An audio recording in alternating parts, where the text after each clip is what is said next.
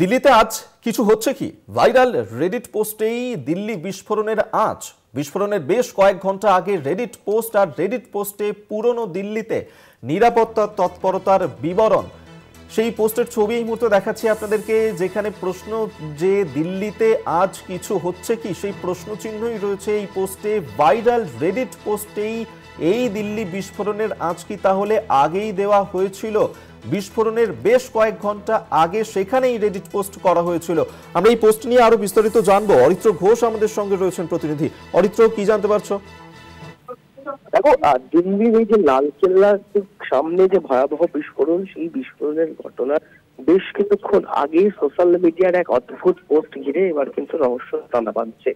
যেটা সূত্রের খবর, ভাইরাল এই যে পোস্ট, সোমবার বিকেল 4টে নাগাদ রেডিটে একটি পোস্ট সামনে আসে, যেখানে যিনি পোস্ট লিখছিলেন, পোস্ট করেছিলেন, তিনি উল্লেখ করেছিলেন তিনি দ্বাদশ শ্রেণীর ছাত্র হিসেবে, এবং তিনি সেখানে লিখছেন যে আজ দিল্লি থেকে কিছু হচ্ছে, এরকম একটি শিরোনাম দেন, এবং সেই পোস্ট দ্রুত পরবর্তী ক্ষেত্রে ভাইরাল হয়।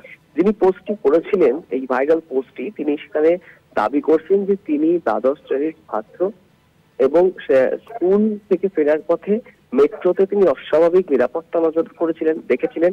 পোস্টে আরো উল্লেখ ছিল যে স্কুল থেকে যখন ফেরাচ্ছিলেন তখন রাস্তা, মেট্রো, লালকেল্লা এবং পুরনো দিল্লি সেদিকেই প্রচুর পুলিশ এবং মিডিয়ার লোকজন ছিল। এবং শেষে তিনি প্রশ্ন তুলছেন, is something going on like WhatsApp today, অর্থাৎ আজকে কিছু হচ্ছে, এরকমই একটি পোস্ট কিন্তু এই রেডিট এর ভাইরাল হয়েছে।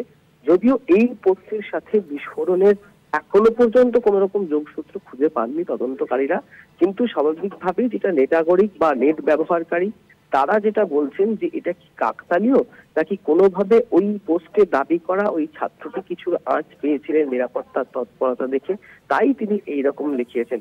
সব মিলিয়ে যেহেতু এই বিস্ফোরণের ঘটনায় এনআইএ, ইন্টেলিজেন্স ব্যুরো এবং দিল্লি পুলিশের স্পেশাল সেল তারা তদন্ত করছে, তাই এই ধরনের কিছু পোস্ট পেলেও তারা কিন্তু খতিয়ে দেখবেন বলে জানা যাচ্ছে সূত্র মারফত। সব মিলিয়ে বিস্ফোরণের দিন বেশ কিছুক্ষণ আগে করা এই রেডিট পোস্ট কিন্তু এই মুহূর্তে যথেষ্ট ভাইরাল সামাজিক মাধ্যমে। অরিত্র, আপাতত ধন্যবাদ তোমাকে। অরিত্র ঘোষ আমাদের সঙ্গে টেলিফোনে ছিলেন প্রতিনিধি। অর্থাৎ এই যে দিল্লি বিস্ফোরণের ঘটনা, তা নিয়ে কি তাহলে আগেই ইঙ্গিত দেয়া হয়েছিল এই পোস্টের মাধ্যমেই? সেই বিষয়টাকে এই মুহূর্তে নিশ্চিত করতে চাইছেন তদন্তকারী অফিসাররা।